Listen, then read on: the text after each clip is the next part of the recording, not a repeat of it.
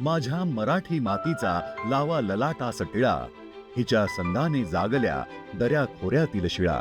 या काव्यपंक्तींमधून आपल्या माय मराठीचे संस्कार रुजवणारे प्रतिभावंत साहित्यिक कवी श्रेष्ठ कुसुमाग्रज यांच्या मराठी साहित्यातील अतुलनीय योगदानाबद्दल त्यांचा जन्मदिवस आपण मराठी भाषा गौरव दिन म्हणून साजरा करतो. आज आपली मराठी भाषा ऐतिहासिक दगडधोंड्यांवर कोरलेली दिसते. संतांच्या ग्रंथांमध्ये, अभंग ओव्यांमध्ये जपलेली दिसते. राजे महाराजांच्या पत्रांमधून इतिहास सांगताना दिसते. तसेच प्रतिभावंत साहित्यिकांच्या कथा, कविता, कादंबऱ्या आणि नाटकांमधून समृद्ध झालेली दिसते.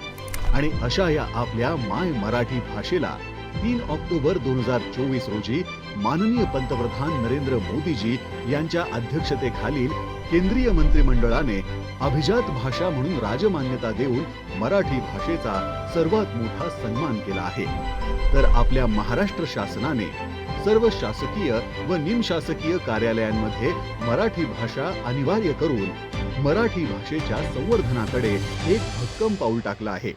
चला आपणही मराठी भाषा गौरव दिनाच्या निमित्ताने आपल्या माय मराठी भाषेच्या संवर्धनासाठी संकल्पबद्ध होऊया. मराठी बोली भाषांचा गोडवा वाढवूया आणि मराठी भाषेचा समृद्ध वारसा जपूया.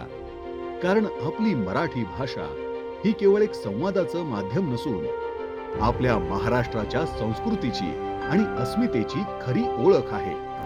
सर्वांना मराठी भाषा गौरव दिनाच्या खूप खूप शुभेच्छा.